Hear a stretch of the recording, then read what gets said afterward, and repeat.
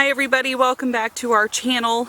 I'm just going to do a quick garden update just to show you what we have going on. And we're having some issues in the garden. It's been a really hot June and beginning of July. We've had to put on tons and tons of water, and we're seeing some yellowing of our tomato leaves, which I have pruned all of the bottoms off, and I'll show you those.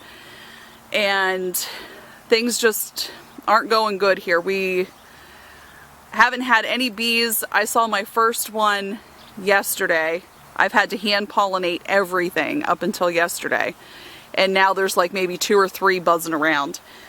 But it has been a struggle to get production going here in the garden.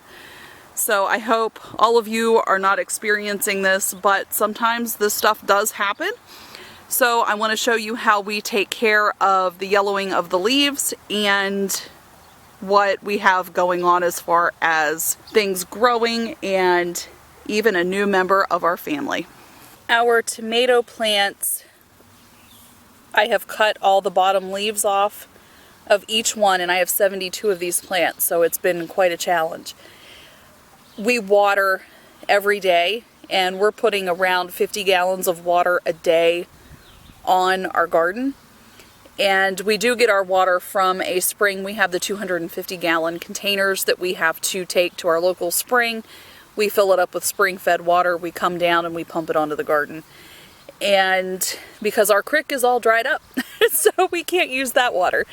So it has been quite an issue this summer, where the ground actually looks like we live in the Sahara Desert.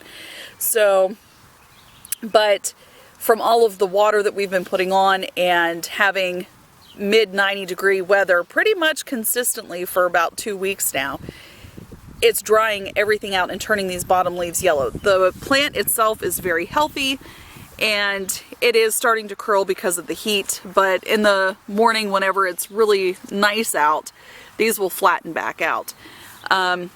But each one of these has been pruned, and it's okay to cut these bottom limbs off. It's not going to hurt your plant. And what it will do is, if you thin some of those sucker plants off, or the stems off, they're called suckers. If you pick those off, it's actually going to help air move through the plant so that the humidity isn't going to damage any of the leaves. This has definitely been the summer for the pests. We've had every pest known to man, I believe, and high winds that have knocked my potatoes over that I had to stake up. And now they're just dying back because that's their natural process. But even our cabbages, we had army worms, cabbage worms, we had everything. And I'm the one that I will come out and like pick worms off every day for a couple times a day versus using anything on them. But I did have to break down and sprinkle them with some DE, and the outsides are pretty damaged, but we are forming a nice head on the inside of the really bad ones. That one looks really nice. Our zucchinis this year also had a little bit of an issue, and they're looking good right now, but a few weeks ago, since we have not had bees, I didn't realize that it wasn't being pollinated until I came out and half of my zucchinis were rotten on the ends. And that will happen if your plants aren't being pollinated. You can hand pollinate, which is what I did. I took a Q-tip and went into the male flowers, which are these right here, the ones right there, single shoot that has no fruit on it.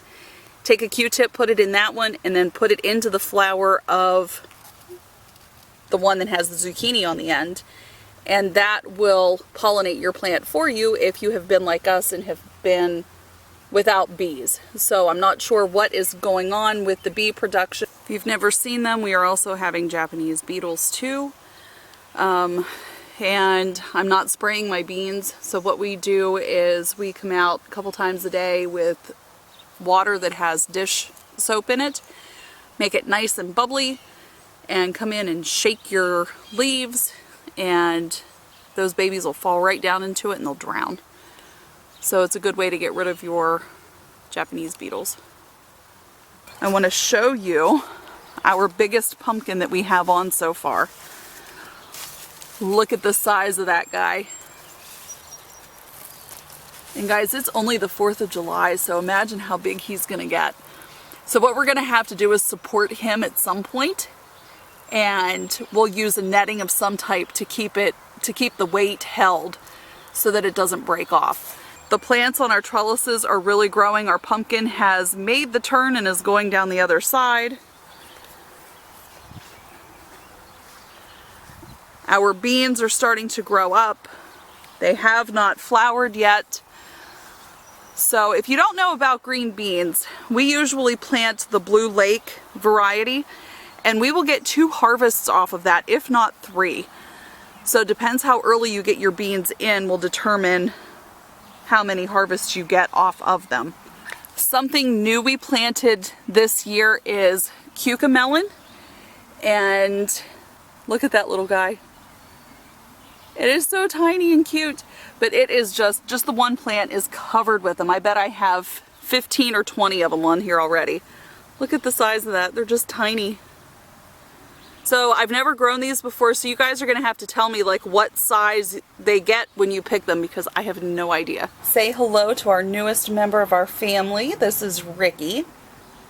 He showed up at our doorstep crying because he was hungry. So we fed him, and he's going to be our garden cat. He's going to eat all those little bunnies that are in our garden. We had him to the vet, and they gave him a clean bill of health. He doesn't have any chips in him, so he's ours now. So we're going to take care of him and feed him and water him. But isn't he cute? Say hi, Ricky. Say hi, buddy. No? Oh. Thank you for watching today, and I hope you guys have a blessed day. Keep gardening and keep at it. Hopefully the weather will give us some rain and it won't be so dry, and everything will start producing like it should be. So just keep doing your best. Have a great day.